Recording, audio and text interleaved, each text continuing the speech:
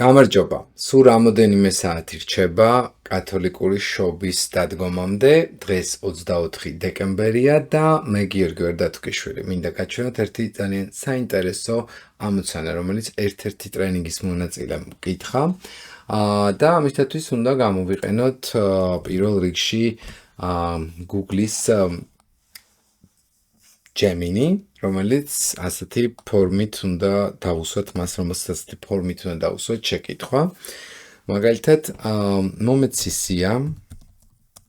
სია, რომელსაც გადავიტან Excel-ში და იქნება ქვეყნების გრძედები და განედები მათი დედაქალაქების მიხედვით,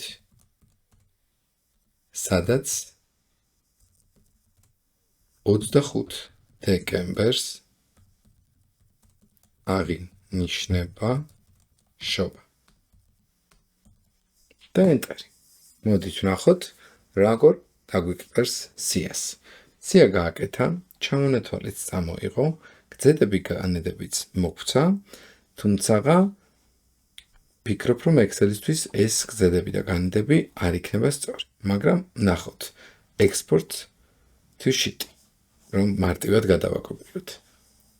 შევედით Excel-ის მაგივრად Google Sheet-ში, ცხადია, მივცეთ copy, წამოვიდეთ Excel-ში და მივცეთ paste. როგორც ხედავთ, რაღაცა რაოდენობა გამოიტანა. ახლა მოვნიშნოთ მხოლოდ ეს ნაწილი, თუნდაც მივცეთ insert-ი, data და ავირჩიოთ აი აქ data model-თან ერთად 3 dim-ები. შეიძლება თქვენი ვერსიის Excel-ში ის იყოს insert-ში. და როდესაც აირჩევთ, დაველოდებით, გამოდის ახალი ფანჯარა, რომელშიც გრძედები და განედები უნდა გამოსულიყო. აქ არაფერიც არ გამოვიდა. როგორც გითხარით, ეს მონაცემები არ იქნებოდა Excel-ისთვის მიზანშეწონილი და გამართული. ამიტომ გადავდივართ უკან. შესაბამისად,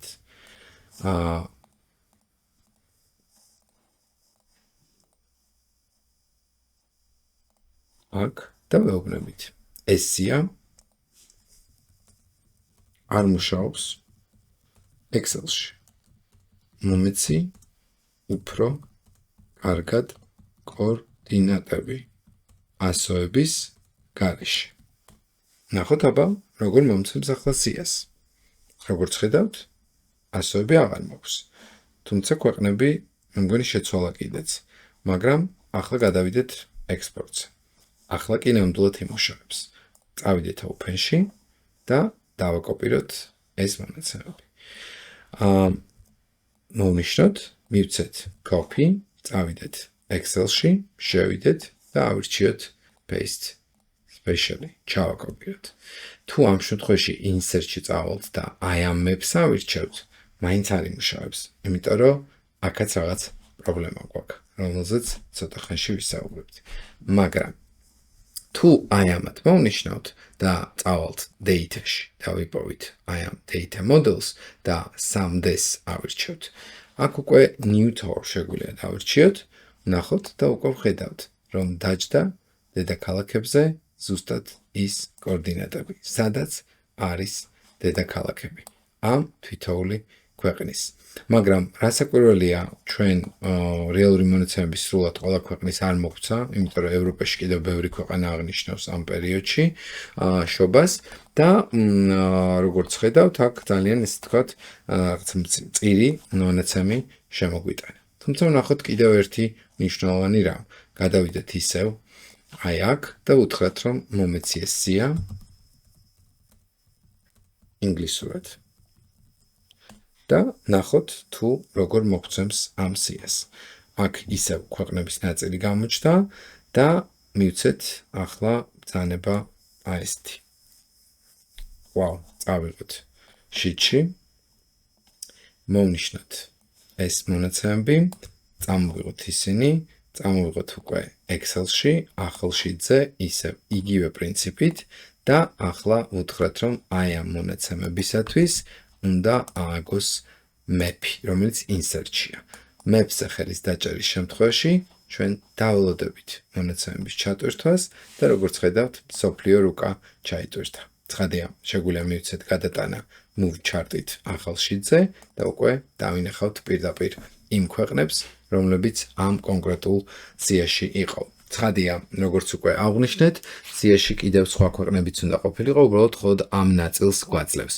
მაგრამ Excel-ი, რა თქმა უნდა, იმას ასრულებს, რასაც ვავალებთ. როგორც ხედავთ, გამოიტანა ქვეყნები, ოღონდ ამ შემთხვევაში არ არის დასმული ზუსტად დედაქალაქების წერტილები.